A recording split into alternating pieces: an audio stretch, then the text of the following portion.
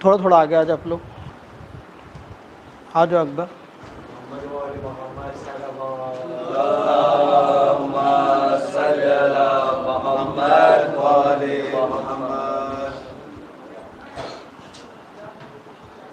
ला हौल वला कुव्वता इल्ला बिल्लाहिल अलील अज़ीम मिनश शैतानिर रजीम। बिस्मिल्लाहिर रहमानिर रहीम।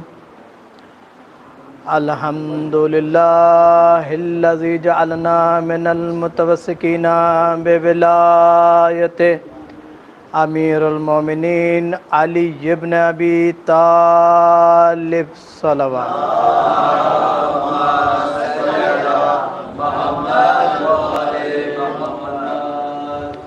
अज़ादारों, आज की शब शहादत जनाब सकीना।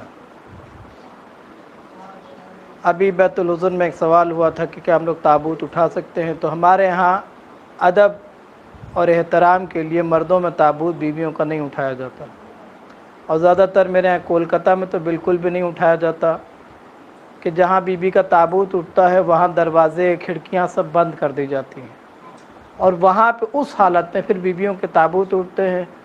और जब बीबियों के ताबूत को ठंडा किया जाता है तो हमारे यहाँ कलकत्ते का दस्तूर ये है, बाकी जगह का मुझे नहीं मालूम, दस्तूर ये है कि एक सफ़ेद चादर, काला नहीं, सफ़ेद चादर उस ताबूत पे ढाक देते हैं, ताकि अगर कोई 9 या 10 साल का बच्चा भी अगर आए तो उसकी निगाह ताबूत पे ना पड़े। ये एहतराम करते हैं। इसलिए आज जब बैतुल उज़न में कहा था ताबूत के लिए, तो मैंने मना किया था कि पर्दा बनता है। आज की रात मर गई है, उसे पर्दा नसीब नहीं हुआ, लेकिन उसका पर्दा बनता है, उसका पर्दा बनता है।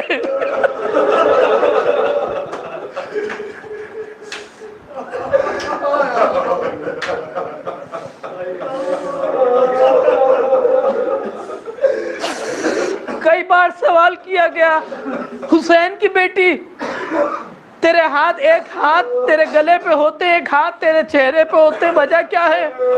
रो करके कहती थी ये रस्सी है ना, ये बड़ी तंग है, जब मुझे तकलीफ होती है तो मैं रस्सी को खींचती हूँ, और ये हाथ चेहरे पे इसलिए रखती हूँ, मैं तो 4 साल की हूँ ना, मेरे बाल बड़े नहीं हैं, मेरी फूफियों ने अपने चेहरे का पर्दा बालों से किया है, मेरा चेहरा खुला है, मैं फातिमा की शबी हूँ। 2-4 मसाइब तुम्हारे सामने बयान करूं मैं, बीबी पे जो जुल्म, एक बड़ा जुल्म बयान करूं। ये यहाँ बैठा है, लाइन से बैठे, ये वो लोग बैठे हैं, ये अब्बास है, इरफान है, ये अब फानूस भाई का बेटा और दीगर लोग हैं जो सीरिया जा चुके हैं। अल्लाह करे तुम्हें भी जाना नसीब हो। सीरिया में एक मकाम है जहाँ मफीज़ा का मज़ार है, उस मज़ार के सामने, रोड के सामने एक घर है जो इब्न ज़ियाद का घर है। अल्लाह करे कभी तुम वहाँ जाओ, तुमने देखा होगा टीवी किसी रिकॉर्डिंग में कि वहाँ पे एक मज़ार नुमा बना है, उसके अंदर 18 तकिए बने जिसमें नाम लिखे होते हैं शोहदा के, 18 शोहदा के। ये वो जगह है कि जहाँ इब्न ज़ियाद ने बीबियों को ठहराया था। वजह क्या थी? कोई आराम दिलाना नहीं था, उसने अपने घर में नहीं ठहराया था, उसने दीवार की तरफ अपने सहन में जहां धूप पड़ती थी वहां ठहराया था। और उसके बाद उसने उन 72 सरों में 18 सर निकलवाए। का ये 18 सर निकालो, इसे यजीद के सामने पेश करना है। जब 18 सर निकाले गए तो वहां 2 बड़े बड़े पत्थर के प्याले हैं, उसने उसमें उन सरों को धोना शुरू किया। जब सर धो लिया, सारी बीबियां बस इतनी दूर के जितनी दूर ये कैमरा, इतनी दूर बीबियां थी, इतनी दूर सर धुल रहे थे। उसने सरों को धोने के बाद हुसैन के सर को जुल्फों से पकड़ा और हवा में लहरा करके उसने कहा ये सर थोड़ा अच्छा नहीं लग रहा है, इसके गोश्त सही से कटे नहीं है। इतना कह के उसने कैंची मंगवाई और इमाम हुसैन के गले के नीचे का गोश्त कैंची से बराबर करना शुरू किया। जो बाकी गोश्त निकलता था वो सकीना के सामने फेंकता था।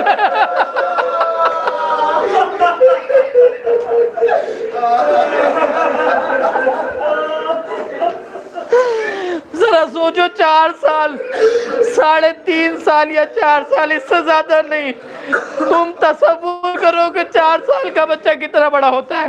میں نے بار بار مثال دیا کہ شبلو کا جو غازی ہے نا اس سے بھی چھوٹی تھی سکینہ. اب تم اندازہ لگاؤ کتنی بڑی بچی ہوگی.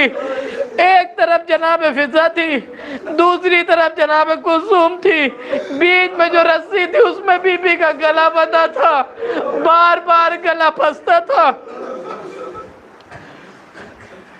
اللہ, دنیا کا دستور یہ ہے کہ کوئی بندہ کسی کی بیٹی کے سامنے باپ کو نہیں مارتا, کوئی باپ کے سامنے بیٹی کو نہیں مارتا.